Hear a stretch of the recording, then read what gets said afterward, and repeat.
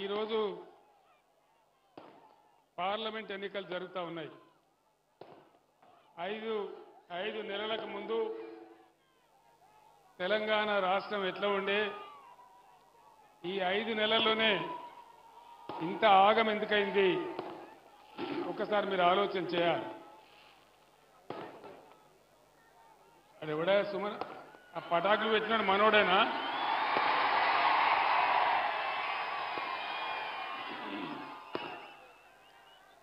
పటాకులోడు మనోడేనా కాంగ్రెస్ వాడా? మనోడు కాదు, మనోడేనా?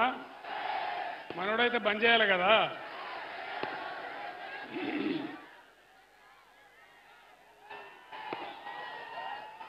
ఐదు నెలల కింద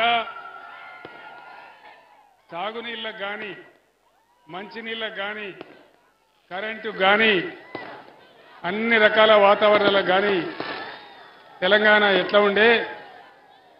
ఆ టపాకాయలు బంద్ చేయనా? ఎవరో టపాకాయలు బంద్ చేయండి. టపాకాయలు బంద్ చేయవా బాబు? ఆ రోజు ఎట్లా ఉంది? ఈ 5 నెలల్లోనే ఎటువంటి మార్పులు తెలంగాణలో వచ్చినాయి దయచేసి మీరంతా గమనించాలి. కేసీఆర్ ఉన్నప్పుడు, బీఆర్ఎస్ ప్రభుత్వం ఉన్నప్పుడు బ్రహ్మాండంగా రెప్పపాటు కూడా పోకుండా వచ్చిన కరెంటు ఇలా ఎందుకు కరెంటు కోతలు స్టార్ట్ అయినాయి? బ్రహ్మాండంగా ప్రతి ఇంటిలో నల్లా పెట్టి అన్ని వర్గాల ప్రజలకు, పట్టణాలలో అయితే ₹1 నల్లా కనెక్షన్ ఇచ్చి పేద వర్గాల ప్రజలకు కూడా మంచి పరిశుభ్రమైన నీళ్లు వాళ్ళ ఇళ్లలోకి అందాలని అందించిన నీళ్లు ఎక్కడ మాయమైనవి దయచేసి ఆలోచన చేయాలి. కేసీఆర్ ఉన్నప్పుడు ఇచ్చినటువంటి సీఎం రిలీఫ్ ఫండ్ ఎక్కడ పోయింది? కళ్యాణ లక్ష్మి చెక్కులు ఎక్కడికి పోయినాయి? ఎందుకు మాయమైనాయి?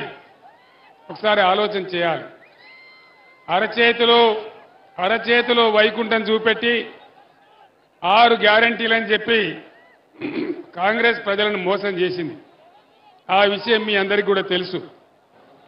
మీ అందరు నేను ఒకటే కోరుతా ఉన్నా, అన్ని చోట్ల కూడా నేను అడుగుతా ఉన్నా, ఇలా మంచిర్యాలలో కూడా అడుగుతా ఉన్నా. ముఖ్యమంత్రి ఏం చెప్పినాడు? కేసీఆర్ ₹1 కోటి రుణం మాఫ్ చేసిండు, మీరందరూ పరిగెత్తండి, ఉరికి తీసుకోండి, 2 లక్షల రుణం తీసుకోండి, మీకు డిసెంబర్ 9 తారీఖు నాడే రుణం మాఫీ చేస్తా అన్నాడు. 2 లక్షల రుణమాఫీ అయ్యిందా?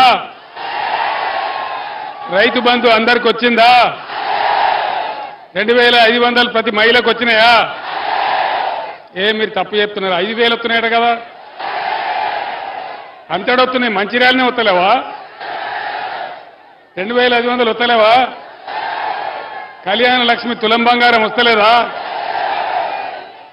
రైతు బంధు కూడా రాలే అందరికీ. కరెంటు పోతున్నదా? కరెంటు కోతలు మొదలైనయా?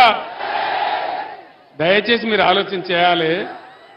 4-5 నెలల కింది దాకా బ్రహ్మాండంగా వచ్చిన నల్లా నీళ్ళు ఎటుపోయినాయి, కరెంట్ ఎటుపోయింది, రైతు బంధు ఎటుపోయింది, రైతు బంధు కోసం పెట్టిన డబ్బులు ఎటుపోయినాయి, ఇవన్నీ కూడా మీరు ఆలోచన చేయాలి. 6 గ్యారంటీలు అని కాంగ్రెస్ చెప్తే 6 గ్యారంటీలలో ఒకటే, అది కూడా పనికి మాలిన పని, ఫ్రీ బస్ ఒకటి పెట్టినారు. ఆ ఫ్రీ బస్తోని ఆడవాళ్ళు సిగలు బట్టి కొట్టుకుంటా ఉన్నారు. ఫ్రీ బస్ వల్ల ఏమైంది? ఫ్రీ బస్సు వల్ల ఆటో రిక్షా కార్మికులు బతుకులు ఆగమైపోయినాయి. ఆటో రిక్షా బిడ్డలు ఆత్మహత్యలు చేసుకుంటా ఉన్నారు. మీ అందరినీ కూడా నేను కోరేది ఒకటే మాట, అడ్డగోలు హామీలు నోటికి ఏదొస్తే అది ఇచ్చి ఇలా ముఖ్యమంత్రి ఏం చేస్తున్నాడు? ముఖ్యమంత్రి ఈరోజు ఏ ఊరికి పోతే ఆ దేవుని ఊరి మీద ఒట్టు. డిసెంబర్ 9 పోయింది, 100 రోజులు పోయినాయి, మళ్ళీ ఇప్పుడు ఆగస్టు 15కి వచ్చింది. నమ్మచ్చునా ఈ మాట? నమ్మేటట్టే ఉన్నదా? ఈ విధంగా ఏమీ చెయ్యరు అనేది ఈరోజు మనకు అర్థమైపోయింది. ఇవన్నీ పోను. ఇంకా ఏం జరుగుతున్నది? పల్లె ప్రగతి, పట్టణ ప్రగతి పేరు మీద బ్రహ్మాండంగా పల్లెలను, పట్టణాలను అభివృద్ధి చేసుకున్నాం. పల్లెలలో అన్ని మాయమైతా ఉన్నాయి. పంచాయతీలకు డబ్బులు ఇవ్వడం లేదు, పంచాయతీలు ఊడ్చే పరిస్థితి లేదు, మున్సిపాలిటీలు ఊడ్చే పరిస్థితి లేదు కదా. హరితారం చెట్లు ఎండిపోతా ఉన్నాయి, పల్లె ప్రకృతి వనాలు ఎండిపోతా ఉన్నాయి. అదేవిధంగా క్రీడా ప్రాంగణాలు, యువకులు ఆడుకోవాలని పెట్టినటువంటి క్రీడా ప్రాంగణాలలో చెట్లు మొలుస్తా ఉన్నాయి. మున్సిపాలిటీలలో చెత్త పేరుకొని పోతా ఉంది. బీఆర్ఎస్ ప్రభుత్వం ప్రారంభించిన చెన్నూరు ఎత్తిపోతల పథకం కూడా ఆపేసినారు. అదేవిధంగా మన ఎదురుగా కనబడతా ఉంది. అది మంచిర్యాల ప్రజల కోసం, మంచిర్యాల ప్రజల సౌకర్యం కోసం integrated market, veg and non veg market, అది కూడా మొండి గోడలతోని మన కళ్ళ ముందు కనపడతా ఉంది. ఈ బిల్డింగ్ ప్రజలకు ఉపయోగపడదేనా? ఈ బిల్డింగ్ ప్రజలకు ఉపయోగపడుతుంది కదా. దాన్ని ఎందుకు ఆపేసింది కాంగ్రెస్ ప్రభుత్వం? ఏ కారణం చేత ఆపేసింది? ఈ విధంగా బీఆర్ఎస్ ప్రభుత్వం ప్రారంభించిన ప్రజలకు ఉపయోగపడే అన్ని రకాల పనులను కూడా నిలిపివేయడమే కాదు, కేసీఆర్ ఆనవాళ్లే లేకుండా చేస్తా అంటాడు ముఖ్యమంత్రి. ఘోరమైనటువంటి కథ. అటు మంచినీళ్లు రాక, ఇటు సాగునీళ్లు రాక, కరెంటు సరిగ్గా రాక లక్షల ఎకరాలలో తెలంగాణ వ్యాప్తంగా పంటలు ఎండబెట్టినారు. కనీసం కష్టపడి పండించిన పంట ఏదైనా ఉంటే దాన్ని తీసుకొని వస్తే కొనే దిక్కు కూడా లేదు. వరి పంటకు 500 బోనస్ వస్తున్నదా? ఎక్కడ లేదు. తెలంగాణలో ఎక్కడ అడిగినా కూడా బోనస్ బోగసే. బోనస్ లేదు, మన్ను లేదు, మద్దతు ధర కూడా లేదు, కనీసం కొనే దిక్కు కూడా లేదు. రైతులు చచ్చిపోతా ఉన్నారు. అన్నిటికంటే ప్రమాదమైన మాట, నేను ఈ పాత ఆదిలాబాద్, కొత్త మంచిర్యాల జిల్లాలో నిలబడి మాట్లాడుతా ఉన్నా. ప్లీజ్ వినాలి. ఇది చాలా ఇంపార్టెంట్ మాట, వినాలి. ఇవాళ ప్రభుత్వం ఏం చెప్తున్నది, ముఖ్యమంత్రి ఏం చెప్తున్నాడు? ఆదిలాబాద్, పాత ఆదిలాబాద్ జిల్లాలో గిరిజనుల కోసం, ప్రజల కోసం, మారుమూల ప్రాంతాల కోసం మనం 3 కొత్త జిల్లాలు ఏర్పాటు చేసుకున్నాం. ఆసిఫాబాద్, నిర్మల్, మంచిర్యాల. ఇవాళ ఏమంటున్న ముఖ్యమంత్రి? ఎలక్షన్ తెల్లారే నేను మంచిర్యాల జిల్లా రద్దు చేస్తా, ఆసిఫాబాద్ జిల్లా రద్దు చేస్తా, నిర్మల్ జిల్లా రద్దు చేస్తా అంటున్నాడు. మీరందరూ ఇవాళ నేను ఈ సమావేశంలో ఉన్న మంది కాదు, టీవీలలో నా మాట వింటున్నటువంటి మంచిర్యాల ప్రజలను నేను కోరుతా ఉన్నా, మంచిర్యాల జిల్లా ఉండాలన్నా పోవన్నా? ఉన్నానా? మొత్తం జిల్లా ప్రజల మాటనా ఇది? ఒకవేళ ఉండాలంటే, మంచిర్యాల జిల్లా ఉండాలంటే కొప్పుల ఈశ్వర్ గెలవాలి, బీఆర్ఎస్ పార్టీ ఓటే. మంచిర్యాల జిల్లా కేసీఆర్ తెచ్చిన జిల్లా, ఎన్నో దశాబ్దాల నుంచి మన కళ. మళ్ళా ఆదిలాబాద్ దారి పట్టన్నా? మళ్ళా నడవన్నా 100-150 కిలోమీటర్లు? మంచిర్యాల జిల్లా ఉండాలనే వాళ్ళు బీఆర్ఎస్ కు ఓటేయండి. మంచిర్యాల జిల్లా పోయినా పర్వాలేదనే వాళ్ళు బీఆర్ఎస్ ను ఓడగొట్టి కాంగ్రెస్ ను గెలిపియండి. ఆ పుణ్యం కట్టుకోండి. కొట్లాడదామా మంచిర్యాల కోసం? యుద్ధం చేద్దామా? ఖచ్చితంగా. ఆ యుద్ధం కాదు, ఆ యుద్ధం ఎట్లా చేస్తాం? ఇప్పుడు బ్యాలెట్ యుద్ధంలోనే మా మంచిర్యాల జిల్లా మాకు ఉండాలి అనే మంచిర్యాల గుండె చీల్చి మీరు ఈశ్వర్ని గెలిపేయాలని నేను కోరుతా ఉన్నా. గ్రామాలు పోయినాయి, పట్టణాలు పోయినాయి, కనీసం స్ట్రీట్ లైట్లు పోతే వాటిని రిపేర్ చేసే పరిస్థితి లేదు. సీఎంఆర్ఎఫ్ చెక్కులు లేవు, కళ్యాణ లక్ష్మి చెక్కులు లేవు, కేసీఆర్ కిట్లు బంద్ చేసినారు, న్యూట్రిషన్ కిట్లు బంద్ చేసినారు, విదేశాలకు పోయే విద్యార్థులకు స్కాలర్షిప్ బంద్ చేసినారు, కొత్త మెడికల్ కాలేజీలకు పర్మిషన్లు ఇవ్వడం లేదు. ఈ విధంగా ఏ రంగంలో చూసినా కూడా అన్ని పనులు గత 5 నెలలుగా నిలిపేసినారు. ఇది ఎంతవరకు కరెక్టు? ఏ రకంగా కరెక్టు? ఏ ప్రభుత్వం చేసినా ప్రజలకు సంబంధించిన మంచి పనులు ఉంటే వాళ్ళని కొనసాగిస్తారు, కానీ అన్నిటిని గుడ్డిగా రద్దు చేయరు. కానీ ఈ మూర్ఖ ప్రభుత్వం, ఇప్పుడున్న కాంగ్రెస్ ప్రభుత్వం ప్రజల బాగోగులు పట్టించుకోకుండా మేము జిల్లాలు రద్దు చేస్తాం, మేము మొత్తం రద్దు చేస్తాం, ఇట్లాంటి కాంప్లెక్స్లను ఆపేస్తాం, చెన్నూరు లిఫ్ట్ ఆపేస్తాం, మంచినీళ్ళ స్కీమ్ కూడా ఆపేస్తామని చాలా మూర్ఖంగా ముందుకు పోతా ఉన్నది. సింగరేణి కార్మికులకు కూడా నేను మనవి చేస్తా ఉన్నా. ఇవాళ కొప్పుల ఈశ్వర్ మీ బిడ్డ 26 ఏళ్లు సింగరేణి కార్మికునిగా పనిచేసిన వాడు కాబట్టి ఆయన గెలిస్తే సింగరేణిని కాపాడతాడు. నేను నిన్న గోదావరి కన్నా చెప్పిన, ఇవాళ మళ్ళా చెప్తా ఉన్నా. ముఖ్యమంత్రి పోయి దావోస్లో స్విట్జర్లాండ్లో మాట ముచ్చట చేసుకొని అగ్రిమెంట్ చేసినాడు. ఆ రోజు నరేంద్ర మోడీ నా మెడ మీద కత్తి పెట్టి నువ్వు ఆస్ట్రేలియా బొగ్గు కొనాలే, అదాని బొగ్గు కొనాలంటే ఆ రోజు నేను ఒప్పుకోలే. కానీ ఈరోజు ఈ ముఖ్యమంత్రి పోయి అదానిని ఆహ్వానించినాడు. సింగరేణి కూడా కంప్లీట్ ప్రైవేట్ పరం చేసే కుట్ర చేస్తా ఉన్నారు. మీరు ఆలోచన చేయాలి. సింగరేణి తెలంగాణ కొంగు బంగారం. మరి సింగరేణి పోతే ఏ విధంగా ఉంటాయి మన బతుకులు ఆలోచన చేయాలి. అన్ని రకాల రెసిడెన్షియల్ పాఠశాలలు పెట్టినాం, అన్ని వర్గాల కోసం పెట్టినాం. ఇలా వాటిల్లో వాటిని చూసే దిక్కు లేదు. పిల్లలు విషాహారం తిని ఆసుపత్రుల పాలవుతా ఉన్నారు, కొన్ని చోట్ల చచ్చిపోతా ఉన్నారు. అన్ని రకాల నిర్లక్ష్యం, ఒక అహంకారం, మొండి మూర్ఖ వైఖరితోని ఈ కాంగ్రెస్ ప్రభుత్వం ప్రజలను శిక్షిస్తా ఉన్నది. రైతుల నోట్లో మన్నుగొట్టింది. రైతాంగానికి రైతు బంధు ఇయ్యలే, సాగునీరు ఇయ్యలే, కరెంటు ఇయ్యలే, చివరికి వడ్లు కూడా కొంటలేదు. ఇదే పరిస్థితి ఉంటే రేపు రైతు బంధు 5 ఎకరాలకే వేస్తా అంటాడు ముఖ్యమంత్రి, దున్నినోనికే వేస్తా అంటాడు. 5 ఎకరాలంటే మరి 6వ ఎకరమోడు ఏం పాపం చేసిండు, 7వ ఎకరమోడు ఏం పాపం చేసిండు? 7 ఎకరాల వాళ్ళకి రావద్దా? ఏం పాపం చేసిండ్రు? ఈ విధంగా రైతు బంధు మళ్ళా మంచిగా ఉండానన్నా ఇలా గోదావరి నదిని నరేంద్ర మోదీ ఎత్తుకొని పోతానంటా ఉన్నాడు, మీకు అన్యాయం చేస్తానంటా ఉన్నాడు. మరి ఊకుందామా? ఈ ముఖ్యమంత్రి ఏమో కుయ్యి లేదు, కుట్టుకు లేదు, ఏం మాట్లాడతలేడు. కృష్ణానది కొంచెపోయి ఆల్రెడీ అప్పగించిండు. ఇలా గోదావరి తీసుకుపోయి తమిళనాడుకి ఇస్తా అంటే కూడా నోరు కూడా తెరవడం లేదు. మరి కృష్ణా గోదావరి పోతే మనల్ని ఎవడు కాపాడాలి? ఏ విధంగా కాపాడాలి? అందుకోసం దయచేసి నేను మీతో కోరేది, ఇవాళ పార్లమెంటులో బీఆర్ఎస్ ఎంపీలు ఉండవలసిన ఆవశ్యకత ఉంది.